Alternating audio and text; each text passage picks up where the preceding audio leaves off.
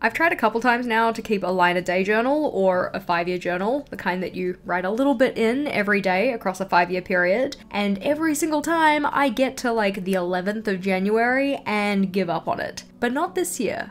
Surprisingly enough. This year I have managed to fill in every single day in this 5-year journal, and I'm actually quite optimistic about the next 4 years too. So what was different about this version compared to the previous ones? If you're just meeting this guy, yes, it is a 5-year journal that I set up myself. This one's just a dot grid notebook from Archer and Olive. It had 192 pages, and I sectioned each of those pages into 2 spaces. One for one day of the year and another for another. But I wasn't going to fill up an entire half page each day.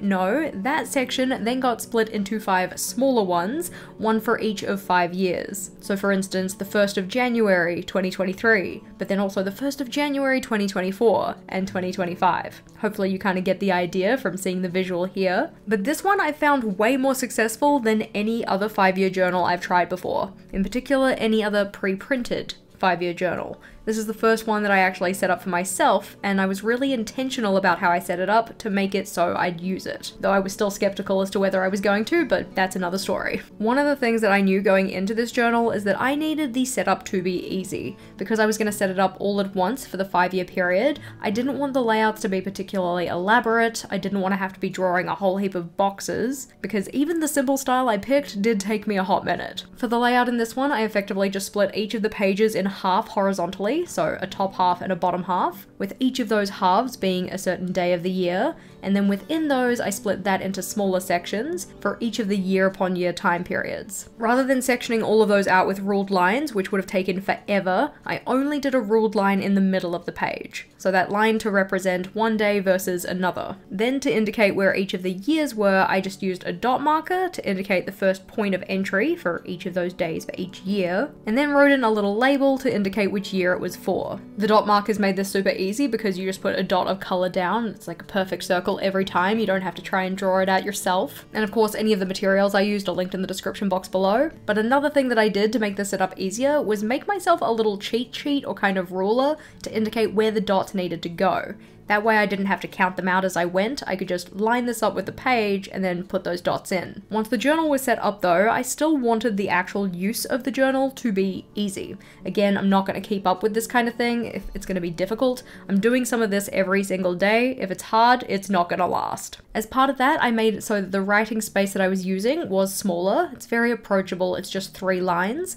And in terms of what I put into those 3 lines, I kept it really flexible. That means that on the days that I'm feeling like writing a fair bit, I can cram in as much as I can on 3 lines, but for the days where I'm not really feeling it, I don't have to write very much. Also, on some days, I just don't use the 3rd line because there was nothing really else to report. And that's okay too. The flexibility was also there in terms of the types of entries that I was putting into the journal. In the front of the notebook on this little flip out, we have a key that not only has the color key for each of the months, but also has a key for the different symbols I was using for different types of entries. That way I could see at a glance what types of entries I was recording, and I had the key here nice and handy so I could refer back to it if I needed to. So for instance, we have a little tick for a win, a little cross for a challenge, a highlight or milestone got an exclamation point, and then general happenings just got a dot. The nice part about that means that I didn't have to add additional context to my entries, I could just get the context from the symbol I used. One of the things that I found really challenging with my previous 5-year journals is when they were kind of prescriptive in terms of what I should be writing about each day. So there might be a prompt that says, what was your favorite meal from the day or something like that,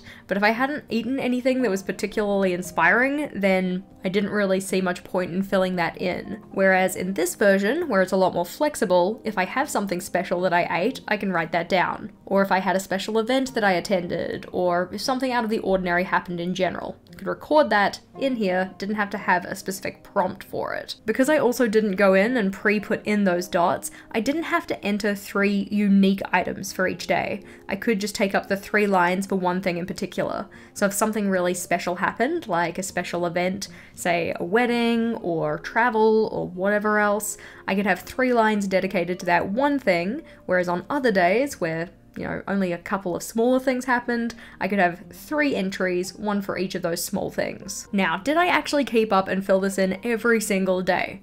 No, but there is an entry for every single day. Sometimes it would take me a couple of days to come back to the journal and actually fill it in, and towards October I was finding that I was kind of slipping with filling it in. So one of the changes that I made was my environment. Rather than keeping this notebook on my desk where I had previously been filling it in, I took this notebook and a separate pen to my bedroom and sat it on top of my bedside table. That way, every time when I crawled into bed at the end of the day, the notebook was already there with its writing utensil to write in my entries. This made it a lot easier to keep up with it on the day that things have actually happened, and I do encourage you, if you're gonna do one of these, try to write things in the day they actually happened, or at least just the day after.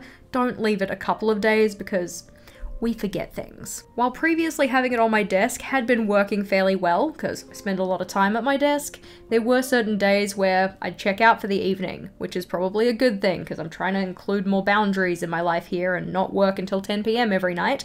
But anyway, because of that, I wasn't at my desk every evening, so I wasn't necessarily in the same space as my journal when it came to the time I would typically write in my journal. Moving it to the bedroom though has been a bit of a game changer. One thing that I'm really curious about with regards to this journal though is what I think about my entries next year. So when I go to January 1st, 2nd, 3rd, and I am right in front of the entries I put the same time last year, what will I think of the entries that I put in? I do have a sneaking suspicion that the entries that are going to be the most interesting are the ones that weren't related to what I worked on during the day, though typically that's where my mind defaults to when it comes to putting in entries, like, oh, today I edited 2 videos, today I filmed 3 videos, or like whatever. Whereas I think the things that I'm going to be the most interested in will be those little moments of connection, things that were out of the ordinary, things that just don't necessarily pertain to my work. Well, not all of them, sometimes we hit a milestone and that's kind of exciting, but you get the idea. That's not to say that I need something special to happen on every single day to be like worthy of looking back on. It is nice to have some of the more mundane things as well. So if we flip to a random day,